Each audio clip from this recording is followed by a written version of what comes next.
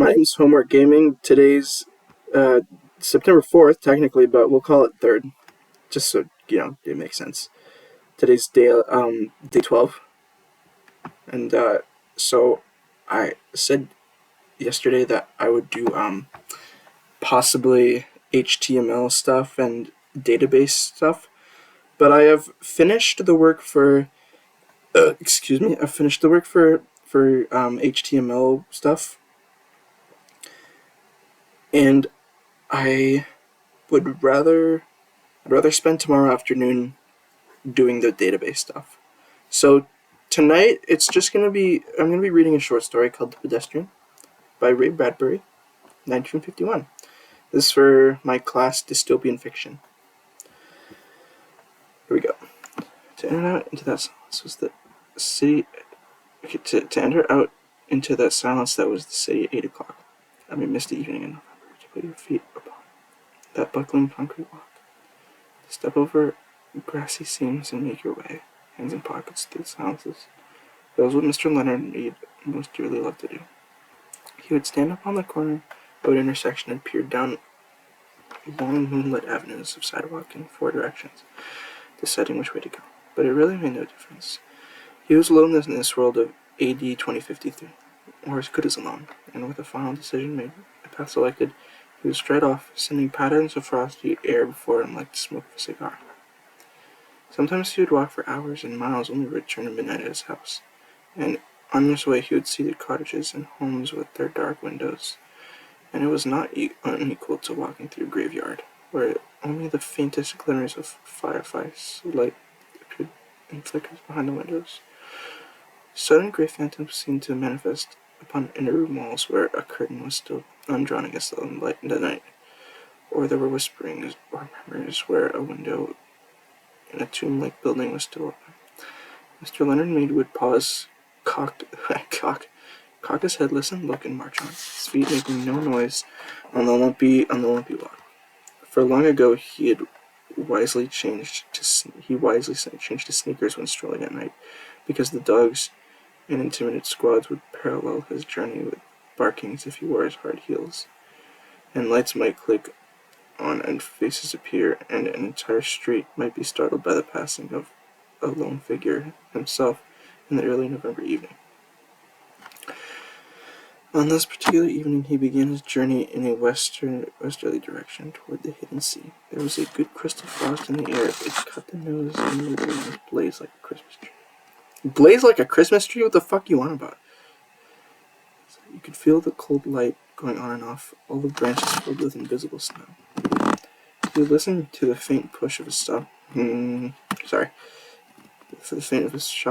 shoes through autumn leaves with satisfaction, and whistled a cold, quiet whistle between his teeth, occasionally picking up a leaf as he passed, examining its skeletal pattern in the frequent lamplights as he went on, smelling its rusty smell.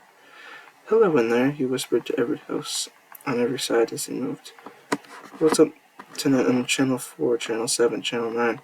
Where are the cowboys rushing, and do I see the United States cavalry over the next hill to the rescue?" The street was silent and long and empty, with only his shadow moving, like the shadow of a hawk in mid-country. If he closed his eyes and stood very still, frozen, he could imagine himself upon the center of a plain, a wintry, windless Arizona desert with no house in 1,000 miles, only dry riverbeds, streets for company. "What is it now?" he asked the houses, noticing his wristwatch. 8:30 p.m., time for a dozen assorted murders, a quiz, a review, a comedian falling off the stage. Was it a murmur of laughter from within a moon-white house? He hesitated, but went on when nothing more happened. He stumbled over a particularly uneven section of the sidewalk. The cement was vanquishing under flowers and grass. In 10 years of walking by night or day, for thousands of miles, he never met another person walking, not once in all that time. He came to a cloverleaf intersection, which stood silent where 2 main highways crossed the town. During the day, it was a thunderous surge of cars and gas stations open, a great insect rustling and ceaseless jockeying for position as the scare beetles, a faint scent sprang from their exhausts, skimmed homeward to the far directions. But now these highways, too, were like dreams in a dry season. All stone and bed and moon radiance. He turned back on a side street, circling around toward his home. He was within a block of his destination when the lone car turned a corner quite suddenly and flashed a fierce white cone of light upon him. He stood entranced, not unlike a night moth stunned by the illumination, and then drawn towards it. A metallic voice called to him. "Stand still! Stay where you are! Don't move!" He halted. "Put up your hands!" "But," he said, "your hands up or we will shoot!" The police, of course. But what a rare, incredible thing. In a city of 3 million, there was only one police car left. Wasn't that correct? And since a year ago, 2052, the election year, the force had been cut down from 3 cars to 1. The crime was ebbing. There was no need now for the police, save for this lone car wandering the empty streets. "Your name?" said the police car in a metallic whisper. "Oh, sorry. Your name?" said the police car in a metallic whisper. He couldn't see them. He couldn't see the men in it for the bright light in his eyes. "Leonard Mead," he said. "Speak up." "Leonard Mead." "Business or profession?" "I guess you'd call me a writer." "No profession," said the police car, as if talking to itself. Whoop. The light held him fixed like a museum specimen, needle thrust through chest. "You might say that," said Mr. Mead. He hadn't written in years. Magazines and books didn't sell anymore. Everything went on in the tomb-like houses right now, he thought, continuing his fantasy. The tombs ill-lit by a television light where the people sat like the dead, hanging around multicolored lights, touching their faces but never really touching them. "No profession," said the phonograph voice, hissing. "What are you doing out?" "Walking," said Leonard Mead. "Walking?" "Just walking," he said simply, but his face felt cold. "Walking? Just walking? "Yes, sir." "Walking where? For what?" "Walking for air, walking to sea." "Your address?" 11 South St. James 11 South St. James Street. "And is there air in your house? You have an air conditioner, Mr. Mead?" "Yes." "And you have a viewing screen in your house to see with?" "No." "No?" There was a crackling quiet in that itself wasn't an accusation. "Are you married, Mr. Mead?" "No." "Not married," said the police voice behind a fiery beam. The moon was high and clear among the stars, and the houses were gray and silent. "Nobody wanted me," said Leonard Mead, with a smile. "Don't speak unless you're spoken to." Leonard Mead waited in the cold night. "Just walking, Mr. Mead?" "Yes." "But you haven't explained for what purpose."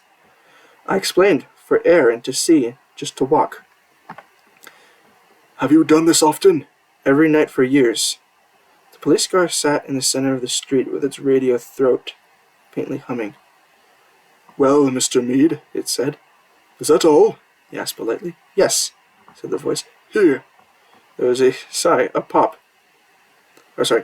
"Here." There was a sigh, a pop.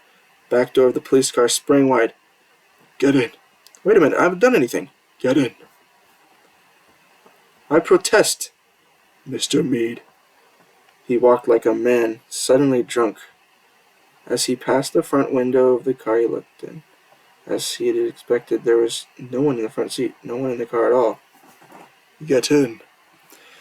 He put his hand to the door and peered into the back seat, which was a little cell, a little black jail with bars. It smelled of riveted steel. It smelled of harsh antiseptic. It smelled too clean and hard and metallic. There was nothing soft there. "Now, if you had a wife to give you an alibi," said the iron voice. "But..." "Where are you taking me?" The car hesitated, or rather gave a faint, wearing click, as if information somewhere was dropping card by punch-slotted card under electric guise. "To the Psychiatric Center for Research on Regressive Tendencies." "Oh, shit." He got in, door shut with a soft thud. The police car rolled through the night of avenues, flashing its dim lights ahead. They passed in one house on one street. A moment later, one house, an entire city of houses that were dark.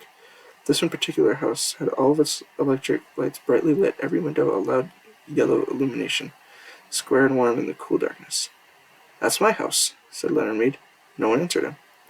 The car moved down the empty riverbed streets and off away, leaving empty streets with the empty sidewalks and no sound and no motion at all the rest of the chill November night. Wow. So from what I hear, right, everybody's in their house like glued to the screen, and that's the future. And that's actually what we talked about last class. Is that what's his name? Neil Postman.